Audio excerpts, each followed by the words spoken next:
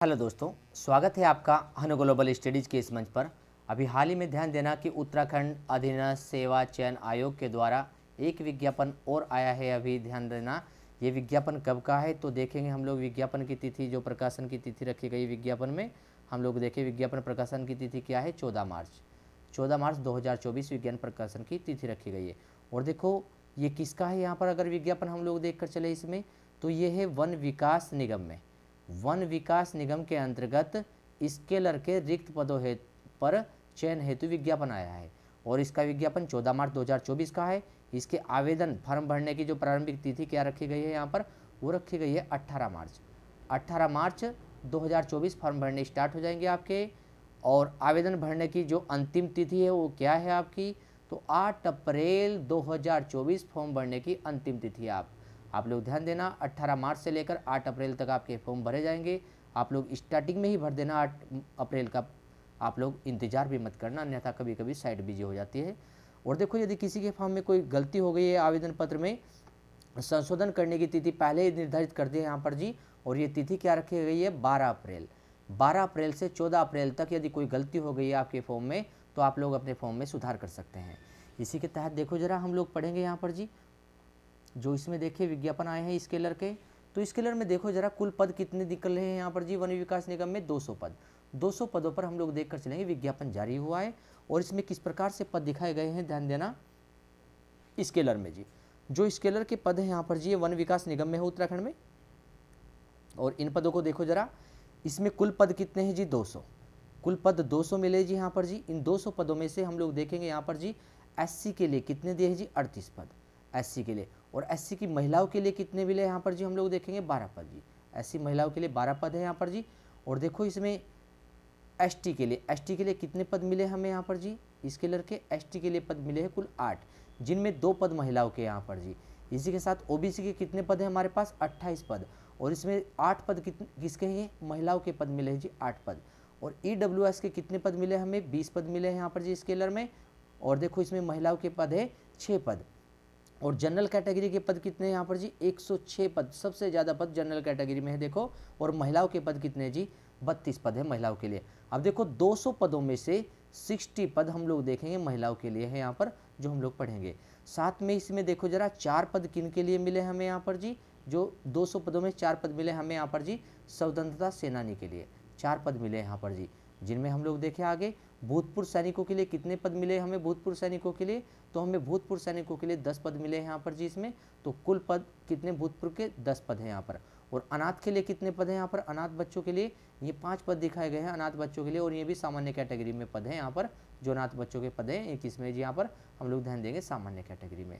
और दिव्यांग के लिए कितने पद हैं यहाँ पर जी, 8 पद दिखाए गए जो दिव्यांग के लिए। यहाँ पर हम लोग पढ़ेंगे कितने पद है जी, 8 पद दिखाए गए जो दिव्यांग के लिए है।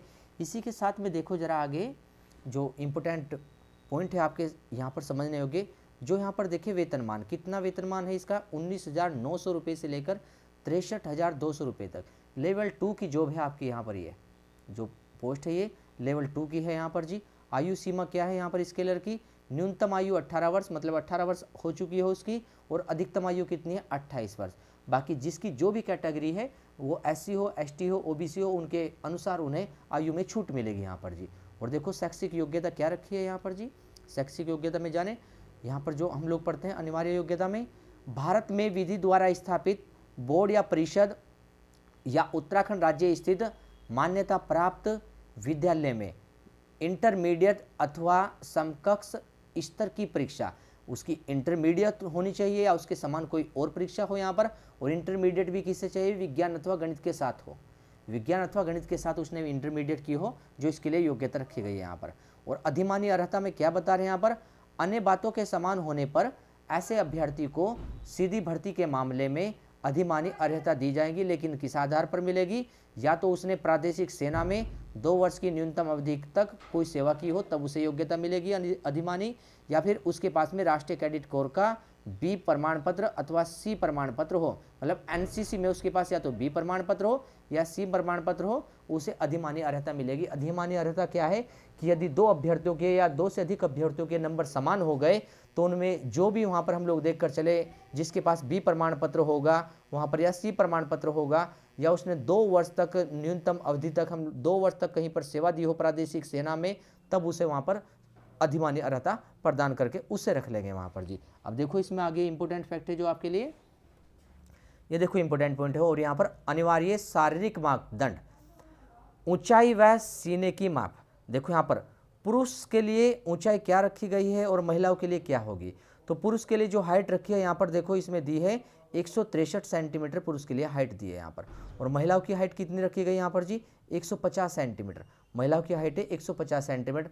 और पुरुष के लिए सीना फुलाने पर 5 सेंटीमीटर का विस्तार होना चाहिए। मतलब यहाँ पर ये न्यूनतम ये नहीं दिया है यहाँ पर, जो पुरुष के लिए दिया है कि कितना सीना होना चाहिए, उसके लिए केवल फुलाव मांगा है कि उसके अंदर जो श्वास भर करके अपने सीने को फुलाते हो 5 सेंटीमीटर का फुलाव होना चाहिए। अब देखो जरा, अब देखो इसमें, और देखो पर्वतीय जो पर्वतीय क्षेत्र और अनुसूचित जनजातियों के अभ्यर्थियों के लिए यहाँ पर पुरुष के लिए एक 52 हाइट रखी गई है, 152 सेंटीमीटर। और महिला के लिए कितनी हाइट रखी, 145 सेंटीमीटर पर्वतीय क्षेत्र और अनुसूचित जाति के अभ्यर्थियों के लिए। ऐसा ही देखो यहाँ पर जरा सी लिखा है, सी पॉइंट पर, ऐसे अभ्यर्थी को सीधी भर्ती द्वारा सेवा में किसी पद पर नियुक्ति नहीं किया जाएगा जिसका सामान्य दृष्टि, मतलब आंखों की जो दृष्टि है, प्लस माइनस यहाँ पर 4 डायोप्टर से अधिक दोष हो। मतलब यहाँ पर प्लस माइनस में उसकी आंखें दृष्टि दोष 4 डायोप्टर से अधिक नहीं होने चाहिए यहाँ पर जी। और देखो शारीरिक दक्षता में क्या दे रहे हैं यहाँ पर जी, विवरण देखो जरा। पुरुषों के लिए 25 किलोमीटर की दौड़ शारीरिक दक्षता में, और देखो कितना टाइम दिया है, 4 घंटे का। और देखो यहाँ पर 4 घंटे का टाइम दिया है पुरुषों के लिए, जो दौड़ में दिया है 4 घंटे मिलेंगे 25 किलोमीटर की दौड़ में। और महिलाओं के लिए 14 किलोमीटर की दौड़ होगी। और महिलाओं के लिए भी कितना टाइम दिया है, महिलाओं के लिए भी, तो देखेंगे उनके लिए भी 4 घंटे का समय है। शॉर्टपुट दिए हैं यहाँ पर जरा, जो शॉर्टपुट है हम लोग पढ़ेंगे यहाँ पर जी 7.275 किलोग्राम यहाँ पर शॉर्टपुट जो दिए है। और इसमें देखो पुरुष के लिए क्या है, 5 मीटर हम लोग देख कर चलेंगे यहाँ पर, जो पुरुष के लिए दिया है 5 मीटर यहाँ पर जो हम लोग देखें। और महिला के लिए क्या है जी, 3.50 मीटर यहाँ पर हम लोग देख कर चलेंगे महिलाओं के लिए। ये वेट है जो गोला फेंकना बोलते हैं, जिसे हम लोग एक लोहे का गोला मिलता है आपको लगभग, वो मिलेगा साइज से, आप लोग ध्यान देना इस पर जरा। और लंबी कूद देखो यहाँ पर, लंबी कूद पुरुष के लिए कितनी है, 4 मीटर। और देखो महिला के लिए कितनी है लंबी कूद, 2 मीटर यहाँ पर। और देखो ऊंची कूद देखो जरा, ऊंची कूद में देखो पुरुष के लिए क्या है, 1.10 मीटर और महिला के लिए है 0.70 मीटर, जो महिला के लिए यहाँ पर रखी गई है जो लंबी कूद। तो ऊंची कूद और लंबी कूद दी है इसमें, और शॉर्टपुट दिया है आपका जी। और साथ में पुरुषों की 25 किलोमीटर की दौड़ दी है, और महिलाओं के लिए 14 किलोमीटर की दौड़ है जो 4-4 घंटे में कवर करनी है यहाँ पर जी। आगे देखो जरा इसमें, अब देखो इसने कहा कि पर्वतीय क्षेत्र के अभ्यर्थियों को शारीरिक अर्हताओं में छूट हेतु पर्वतीय क्षेत्र का प्रमाण पत्र प्रस्तुत करना अनिवार्य होगा। मतलब पर्वतीय क्षेत्र का अगर लाभ लेना चाहते तो आपके पास पर्वतीय क्षेत्र का प्रमाण पत्र होना चाहिए। अब देखो इसके लिए जो लिखित परीक्षा है वो किस प्रकार की लिखित परीक्षा है, ध्यान दे जरा इसमें। 100 अंकों की वस्तुनिष्ठ प्रकार की बहुविकल्पीय मतलब ऑब्जेक्टिव टाइप परीक्षा होगी, और जिसमें टाइमिंग क्या रखा गया है जी, 2 घंटे। 2 घंटे की एक लिखित परीक्षा होनी है यहाँ पर जी, हम लोग देखें, जिसमें सामान्य विज्ञान के 50% होंगे। 100 अंकों में से 50% सामान्य विज्ञान के दिए हैं, और 50% आपके किसके होंगे जी, मैथ के होंगे, गणित के। तो 50% पढ़ेंगे यहाँ पर गणित के लिए, और 50% किसके लिए हो रहे जी यहाँ पर, सामान्य विज्ञान के लिए जो 50% है। और कितने अंक है कुल, 100 अंक है, और 2 घंटे का टाइम दिया आपको जी। तो देखे जरा इसमें आगे देखें यहाँ पर इंपॉर्टेंट फैक्ट। अब देखिए इसमें प्रतियोगी लिखित परीक्षा हेतु वही बात यहाँ पर देखो, हम लोग देखेंगे सामान्य वर्ग के बच्चों के लिए, पिछड़े वर्ग के बच्चों के लिए, ओबीसी के लिए, आर्थिक रूप से कमजोर वर्ग के बच्चों के लिए, ईडब्ल्यूएस वालों के लिए 45% अंक प्राप्त करने अनिवार्य होंगे लिखित परीक्षा में। और अनुसूचित जनजाति के बच्चे हैं जो, उनके लिए 35% अंक प्राप्त करने अनिवार्य होंगे उनके लिए यहाँ पर। तो न्यूनतम अंक 35% SC/ST के लिए, और सामान्य के लिए, ओबीसी के लिए और ईडब्ल्यूएस वालों के लिए यहाँ पर 45% अंक प्राप्त करने बहुत जरूरी हो जाएंगे इसमें, अन्यथा आपकी कॉपी चेक नहीं हो पाने की। आयु की गणना देखो इसमें दी है, जो आयु यहाँ पर जी ध्यान देना, आयु जो रखी गई है, आयु की गणना 1 जुलाई 2024 है। मतलब इसने कहा कि स्केलर पदों हेतु आयु की गणना निश्चयाक तिथि क्या रखी गई, 1 जुलाई 2024 को आप लोगों की आयु की काउंटिंग की जाएगी, और जिसमें कहा 18 वर्ष न्यूनतम और अधिकतम 28 वर्ष से अधिक नहीं होनी चाहिए। मतलब ध्यान देना, न्यूनतम 1 जुलाई 2024 को 18 वर्ष होना चाहिए। एक दिन भी कम पड़ा आपका यहाँ पर 18 वर्ष से 1 जुलाई 2024 को, तो आप लोग फॉर्म नहीं भर पाओगे। और यदि आप लोगों की आयु अधिकतम 28 वर्ष हो रही है 1 जुलाई 2024 को, तो भी आप लोग अपनी कैटेगरी के अनुसार देखना, यदि आयु हो रही है आपकी कैटेगरी के अनुसार तो सही है, अन्यथा फॉर्म नहीं डाल पाने के वहाँ पर। बाकी 28 वर्ष तक जिनकी आयु है फॉर्म भर सकते हैं, बाकी उन्हें छूट मिली है आयु में तो उसके अनुसार भी वे फॉर्म डाल पाएंगे। जैसे आयु में छूट देखो यहाँ पर जी, अधिकतम आयु में कुछ बच्चों के, कुछ विद्यार्थियों के लिए 10 साल की छूट होती है, कुछ के लिए 5 साल की छूट होती है। तो अपनी कैटेगरी के अनुसार आप लोग देख लेंगे ना। जरा आगे देखो, जरा इसमें आपके लिए जो भी आवश्यक है, इसमें उन पॉइंटों पर बात कर रहे हैं केवल हम लोग।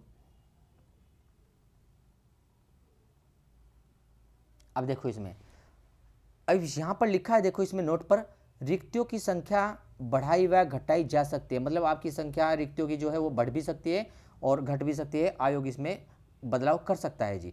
अब देखो शुल्क क्या रखा गया है यहाँ पर विद्यार्थियों के लिए, तो देखिए इसमें अनारक्षित मतलब सामान्य श्रेणी, जनरल कैटेगरी के लिए जो है, और ओबीसी के लिए, ओबीसी के लिए यहाँ पर अन्य पिछड़ा वर्ग के लिए क्या शुल्क आया है, तो हम लोग देखेंगे 300 रुपये शुल्क रखा है सामान्य श्रेणी के और ओबीसी कैटेगरी के विद्यार्थियों के लिए। और देखो जरा एससी के लिए और एसटी के लिए, अनुसूचित जनजाति के लिए, और आर्थिक रूप से कमजोर ईडब्ल्यूएस वालों के लिए कितना शुल्क रखा है, इसमें 150 रुपये शुल्क रखा गया। साथ में दिव्यांग अभ्यर्थियों के लिए 150 रुपये शुल्क रखा गया इसमें। और इसमें अनाथ बच्चों के लिए कोई शुल्क नहीं है। यहाँ पर हम लोग जो पढ़ते हैं इसमें शुल्क की बात की इसमें। देखिए इसमें इंपोर्टेंट फैक्ट आपके लिए कोई और जो आवश्यक सूचना है आपके लिए, केवल उतनी ही सूचना आपको दी जा रही है इसमें। अब देखो ये जरा, ये यहाँ पर दिया सिलेबस आपका, सिलेबस में सामान्य विज्ञान, सामान्य विज्ञान यहाँ पर देखो 50 अंकों का है, 50 अंकों का सामान्य विज्ञान है। और उसका syllabus point two point open किया हुआ है जी। आपके यूनिट देखो, यूनिट फर्स्ट में परमाणु, परमाणु अणु की परिभाषा, परमाणु आणविक द्रव्यमान, परमाणु की संरचना, परमाणु का थॉमसन रदरफोर्ड और बोहर मॉडल, ये दिया यहाँ पर। तो आप लोग देख लेना, अन्य ध्यान से सिलेबस को निकलवा लेना आप लोग। और यूनिट सेकंड में भी, यूनिट सेकंड में देखो जरा आप लोग, यहाँ पर जो हम लोग पढ़ते हैं यूनिट सेकंड में, ये आपका यहाँ पर हम लोग पढ़ेंगे फिजिक्स वाला पार्ट है, और ऊपर आपका यहाँ पर जी केमिस्ट्री वाला पार्ट दिया गया है, यहाँ पर हम लोग देखेंगे। तो आपका फिजिक्स भी और केमिस्ट्री भी दोनों है इसमें यहाँ पर जी। और सिलेबस में नेक्स्ट देखो आगे, ये आपका बायो वाला पार्ट दिया है यहाँ पर जी, जो बायो का पार्ट है इसमें दिया है यहाँ पर पौधे और पशुओं का वर्गीकरण दिया है, कोशिका उत्तक दिए है, कोशिका के अंग दिए हैं, आनुवांशिकता विकास।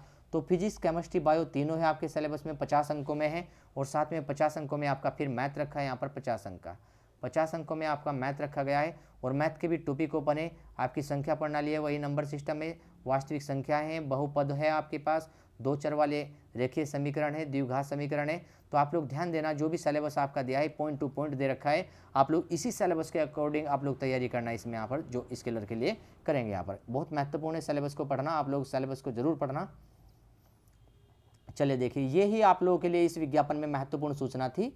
आप लोग ध्यान से विज्ञापन को देखना है, इसे सुनना है। यहाँ पर जहाँ भी आप लोगों के कोई डाउट लगे तो आप लोग कमेंट सेशन में भेज देना यहाँ पर। चलिए मिलते हैं आप लोगों को नेक्स्ट क्लास में इसी प्रकार से हम लोग यहाँ पर। धन्यवाद।